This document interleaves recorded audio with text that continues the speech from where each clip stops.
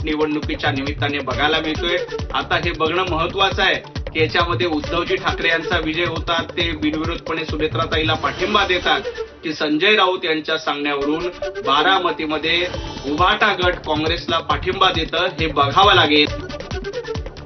आणि या संदर्भातली मोठी बातमी आहे, बारामती विधानसभा पोटनिवडणुकीसाठी काँग्रेस उद्या अर्ज भरणार आहे। काँग्रेस उद्या अर्ज भरणार असल्याची एबीपी माझाला माहिती दिलेली आहे सूत्रांनी। अर्ज भरण्यासाठी हर्षवर्धन सपकाळ आणि महादेव जानकर हे देखील उपस्थित राहणार असल्याचं कळतंय। काही वेळापूर्वी हर्षवर्धन सपकाळ आणि महादेव जानकर या दोघांना देखील सुनेत्रा पवार यांनी फोन केलेला होता। मात्र तरी देखील काँग्रेस आता या पोटनिवडणुकीच्या रिंगणामध्ये उतरणार आहे।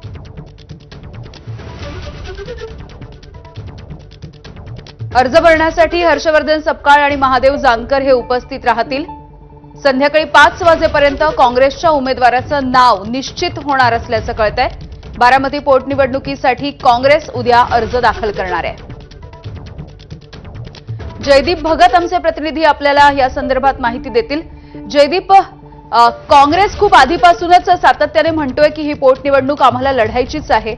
सुनेत्राताईंनी फोन केला तरी देखील काँग्रेसनं आपला निर्णय काही बदललेला नाहीये, ते या निवडणुकीच्या रिंगणामध्ये उतरतील। अगदी बरोबर आहे यामिनी, तू म्हटल्याप्रमाणे गेल्या काही दिवसापासून सातत्यानं राष्ट्रवादी काँग्रेसच्या वतीनं प्रयत्न केले जात आहेत की ही निवडणूक बिनविरोध व्हावी।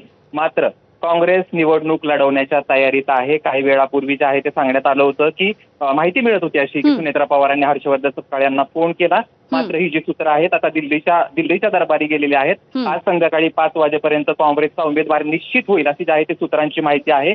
उद्या सुनेत्रा पवार, उपमुख्यमंत्री सुनेत्रा पवार सकाळच्या 12च्या दरम्यान उमेदवारी अर्ज दाखल करतील आणि त्यानंतर जे आहे किंवा त्याच्या आधी काँग्रेसच्या वतीनं जो आहे तो उमेदवारी अर्ज दाखल केला जाईल। अर्थात अद्यापपर्यंत कुठलाही उमेदवार घोषित करण्यात आलेला नाही। मात्र कोण उमेदवार असणार याकडे सर्वांचं लक्ष लागलेलं असलं तरी बारामतीचा निकाल जे आहे ते मोठ्या प्रमाणात सगळ्यांचं लक्ष लागलेलं आहे आणि त्याच्यामुळे राष्ट्रवादी काँग्रेस शरदचंद्र पवार पक्ष या निवडणूक लढत नाही। त्यांनी सुनेत्रा पवारांना पाठिंबा दिलेला असला तरी त्या ठिकाणी काँग्रेस निवडणूक लढण्यावरती ठाम आहे। उद्या उमेदवाराचा अर्ज भरण्यासाठी हर्षवर्धन सपकाळ आणि या ठिकाणी जे आहे ते राष्ट्रीय समाज पक्षाचे महादेव जानकर येणार असल्याची खात्रीलायक सूत्रांची माहिती आहे। अगदी खूप खूप धन्यवाद जयदीप सविस्तर माहितीसाठी।